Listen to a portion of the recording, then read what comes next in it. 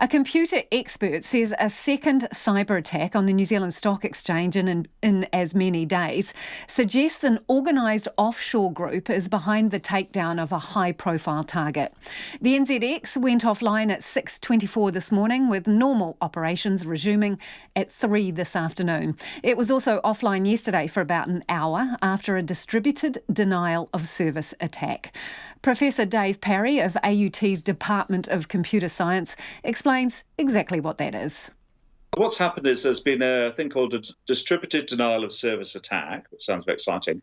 But effectively what's happened is that an attacker had sent some viruses or other programs out to a very large number of computers and told them, taken control of them, and is sending them instructions to send lots of requests for data to the NZX stock exchange. So just like in a browser, we type the URL and we send a request for data. What they've done is they've done that automatically with probably thousands of computers that they're controlling. So they've utterly overwhelmed the stock exchange, basically. That's right, yes, that's exactly right. So would you consider that a pretty unsophisticated attack? Look, it's these things in principle are quite unsophisticated, but actually to be able to do it 2 days in a row, when there'll be countermeasures being run by the ISPs in New Zealand, so they'll be blocking certain computers and things like that, means that they're more than just probably somebody in a basement somewhere. There'll be some sort of organised group behind this. Does it surprise you that they have been able to take down the stock exchange 2 days in a row? It's quite unusual. I mean, it's not unheard of, but it does imply that there's quite a lot of sophistication and quite a lot of effort going into doing this, which you don't normally get in these circumstances. So it is quite surprising, yes. So should the exchange have learnt from yesterday's experience and done better today? I think the exchange probably did learn a lot from yesterday's experience. The problem is that you're constantly in a battle between the defence and the attack in these circumstances. And I suspect that the attackers have got a lot of tricks up their sleeve, which are quite hard to defend against. And of course, from the exchange point of view, it's so critical to be able to have the transactions occur very quickly, but also be completely reliable, that they are very vulnerable to this. They can't just sort of like take a chance. They really have to be very certain that they can protect themselves or they shut down. So they've done the safe thing today. How serious is it that this has happened? This is a serious attack. This is a major infrastructure for New Zealand. It's a high-profile organisation, and there will have been quite a lot of effort being put in to do this. So I believe this is quite a serious attack, which I don't know the motives, of course. Sometimes it's money, sometimes it's reputation, sometimes there's intergovernment stuff. But certainly whoever's doing this is taking some effort and some time, and they are seriously treating this as something they want to do. So, given what you know about these kinds of things, who do you think could be behind it? Well, there's always a very long list of these things. Mostly large criminal organisations are the people that you generally look to. Terrorist organisations have done this in the past. Governments have done this in the past. But for a financial target like this, you'd normally be thinking about some sort of overseas criminal organisation, which would be based somewhere where there's less control of the use of computers, and also with access to a large pool of poorly secured computers. So that's quite a lot of the world. But often you look at places like former Eastern Bloc, Russia in particular, but also other countries as well have these groups there.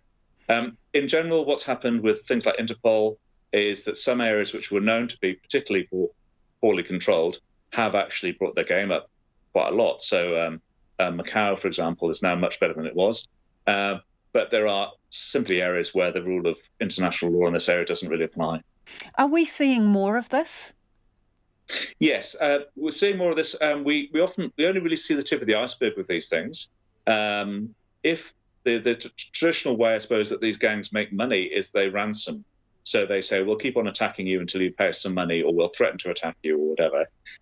In those cases, this stuff isn't publicised, really. Very rarely do you find out about that. However, general sort of attacks are becoming more common. So the defences are getting better as well. But yes, there are lots of these attacks happening all around the world, all of the time. So what's going to be happening behind the scenes? And I don't mean from the stock exchange's point of view with making it right. I mean on a bigger scale as to finding out who is behind this, what their motivations might be, and whether they're eyeing up anything else. Yeah, so there'd be certainly the ISP would be collecting information about where the attacks are coming from. So that would be the Internet Protocol addresses of the computers.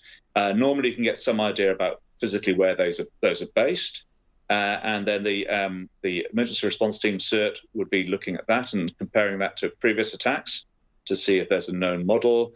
Then that information would be being shared around the world, both by the intelligence services, but also by the Interpol and other agencies that share this information in order to see if it fits the profile of a previous attack where there might be some intelligence about who's been doing it.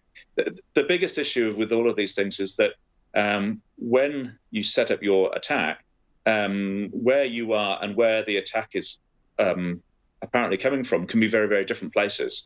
So one of the issues that's happened recently, of course, is that millions of people are now working from home, probably with poorer security on their computers, often using free Wi-Fi. So there are a lot more computers that are vulnerable to being used as these bots than they were. So there's a sort of bit of a golden opportunity at the moment for the attackers to exploit those with less control from the normal security procedures. So why the stock exchange, do you think?